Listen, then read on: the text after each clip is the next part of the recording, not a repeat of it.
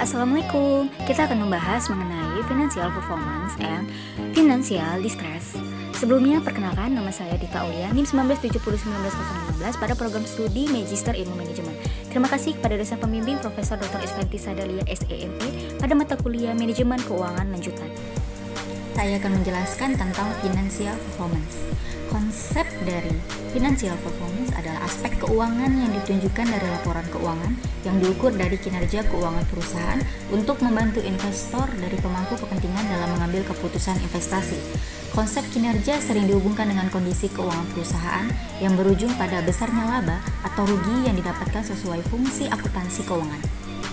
Di dalam kinerja keuangan perusahaan ada teori tentang kinerja keuangan perusahaan, yaitu sejauh mana prestasi peningkatan posisi kesehatan atau performance dari nilai perusahaan yang diukur melalui laporan keuangan, baik melalui neraca, laporan laba rugi, maupun laporan arus kas perusahaan yang dibutuhkan oleh pihak-pihak tertentu. Selanjutnya, ada pula pihak-pihak yang terkait dalam kinerja keuangan perusahaan, seperti kreditor perdagangan, pemegang obligasi, investor, dan juga manajemen. Selanjutnya, saya akan menjelaskan tentang analisis kinerja keuangan. Di dalam analisis kinerja keuangan, terbagi atas laporan keuangan, seperti neraca, laporan laba rugi, dan laporan arus kas. Selanjutnya, yang kedua adalah rasio keuangan. Rasio keuangan seperti likuiditas, manajemen aset, manajemen hutang, profitability, dan juga rasio pasar, dan juga kebijakan dividen. Kemudian yang terakhir adalah alat ukur. Alat ukur ini seperti economic value added. Pembahasan selanjutnya adalah mengenai financial distress. Financial distress adalah suatu kondisi keuangan perusahaan sedang dalam masalah, krisis, atau tidak sehat yang terjadi sebelum perusahaan mengalami kebangkrutan. Financial distress ini terjadi saat perusahaan gagal atau tidak mampu lagi memenuhi kewajiban debitur karena kekurangan atau ketidakcukupan dana untuk menjalankan atau melanjutkan usahanya. Menurut para ahli seperti Bridham dan Devs pada tahun 2003, financial distress dimulai ketika perusahaan tidak dapat memenuhi jadwal pembayaran atau ketika proyeksi arus kas mengindikasikan bahwa perusahaan tersebut akan segera tidak dapat memenuhi kewajibannya. Ada beberapa jenis dari financial distress. Yang pertama adalah economic failure, yaitu suatu keadaan pendapatan perusahaan tidak dapat menutup total biaya perusahaan termasuk biaya modal. Kemudian yang kedua adalah business failure, yaitu suatu keadaan perusahaan menghentikan kegiatan operasional dengan tujuan mengurangi akibat kerugian bagi kreditor. Kemudian yang ketiga yaitu technical insolvency, yaitu suatu keadaan perusahaan tidak mampu memenuhi kewajiban yang jatuh tempo. Kemudian yang keempat adalah insolvency in bankrupt, yaitu suatu keadaan nilai buku dari total kewajiban melebihi nilai pasar aset perusahaan. Kemudian yang terakhir adalah legal bankrupt, adalah suatu keadaan perusahaan dikatakan bangkrut secara hukum.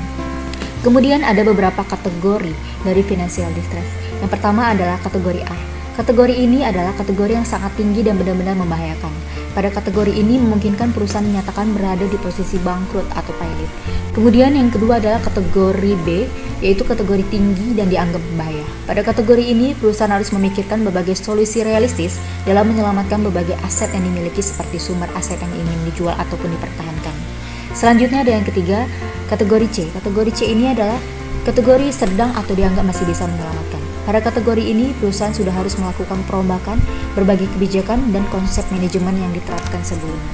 Kemudian yang keempat adalah kategori D atau rendah. Pada kategori ini, perusahaan dianggap hanya mengalami fluktuasi finansial temporer yang disebabkan oleh berbagai kondisi eksternal dan juga internal, termasuk layarnya dan dilakukan keputusan yang kurang begitu tepat. Kemudian selanjutnya ada alat prediksi dalam financial distress. Itu seperti metode Z-score, model Zeta, model O-score, model Lewis-Zevsky, dan juga rasio Van Hook. Dengan menggunakan metode tersebut, kita dapat dengan mudah memprediksi adanya financial distress untuk periode mendatang dan mampu mengambil keputusan untuk mengeluarkan perusahaan dari ancaman kebangkrutan. Kemudian ada pula penyebab yang menyebabkan financial distress, yaitu seperti yang pertama adalah perencanaan bisnis yang buruk, yang kedua adalah permasalahan pada arus kas, yang ketiga struktur modal tidak memadai, kemudian yang keempat adalah utang yang membengkak. Selanjutnya ada pula cara mengatasi financial distress. Yang pertama adalah restrukturasi utang, yang kedua adalah reorganisasi perusahaan, yang ketiga adalah menjual sejumlah aset, dan yang keempat adalah merger. Selanjutnya saya membahas jurnal yang berhubungan dengan pembahasan pertama, yaitu Financial Perform. Untuk judul jurnal pertama yaitu Financial Perform and Corporate Social Responsibility Empirical Evidence from Taiwan. Ini adalah jurnal pertama. Di sini saya mereview 5 jurnal. Pertama yaitu judul jurnal Financial Perform and Corporate Social Responsibility Empirical Evidence from Taiwan atau kinerja keuangan tanggung jawab sosial perusahaan, bukti empiris dari Taiwan. Untuk jurnal penerbit itu Asia Pacific Management Review atau ASEPIA, volume 24 tahun 2019 halaman 61 sampai 71. Untuk peneliti atau penulis yaitu Lin, Fischia Hung, Li Wai Chow, dan Christian Lau. Untuk literatur review, studi ini menunjukkan bahwa CSR menambah nilai kinerja pasar perusahaan. Salah satu cara untuk melihat kinerja saham perusahaan tersebut yaitu dengan memeriksa kinerja reksadana yang bertanggung jawab secara sosial. Untuk ringkasan dari jurnal ini itu literatur menunjukkan bahwa ada perbedaan yang signifikan dalam inisiatif tanggung jawab sosial perusahaan CSR. Salah satu cara secara empiris mengeksplorasi praktik CSR di negara barat atau timur adalah untuk memeriksa bagaimana anak perusahaan dari perusahaan multinasional menyelaraskan pendekatan CSR dari perusahaan orang tua mereka dengan praktik lokal di pasar negara yang berkembang.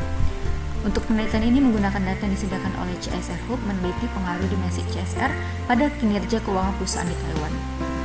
Studi saat ini berfokus pada hubungan antara keuangan dimensi kinerja dan CSR.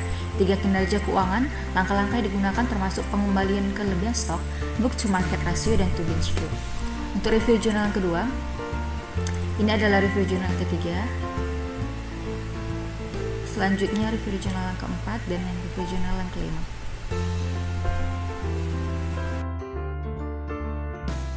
Pembahasan selanjutnya adalah jurnal yang berhubungan dengan pembahasan kedua yaitu Financial Distress. Untuk judul jurnal yang pertama yaitu Investment Decision of Companies in Financial Distress. Di sini saya mereview 4 jurnal. Ini adalah jurnal yang kedua, yang ketiga, dan juga yang keempat. Langsung saja saya masuki untuk review jurnal. Judul yang pertama yaitu Investment Decision of Companies in Financial Distress atau keputusan investasi perusahaan dalam kesulitan keuangan. Untuk jurnal penerbit yaitu BRQ Business Research Quarterly atau Alpesia. Untuk tahun 2015, volume 18, halaman 174 sampai 187. Penulis atau peneliti yaitu Carlos Lopez Gutierrez, Sergio San Filippo Azzavira, dan Begoña Torre Olmo. Untuk tujuan penelitian itu menganalisis pengaruh kesulitan keuangan pada perilaku investasi dalam perusahaan tersebut. Untuk metodologi penelitian itu estimasi data panel menggunakan Generalized Method of Moment atau sistem GMM. Untuk hasil penelitian itu, penelitian menunjukkan bahwa pengaruh financial distress pada investasi berbeda sesuai dengan peluang investasi yang tersedia di dalam perusahaan tersebut. Untuk ringkasan dari jurnal pertama, yaitu analisis ini mencakup perusahaan dari Jerman, Kanada, Spanyol, Prancis, Italia, Inggris, dan juga Amerika Serikat. Hasil ini menunjukkan bahwa perilaku investasi tidak seragam untuk semua perusahaan dalam menghadapi kesulitan keuangan. Untuk review jurnal kedua, review jurnal ketiga, dan juga review jurnal yang keempat.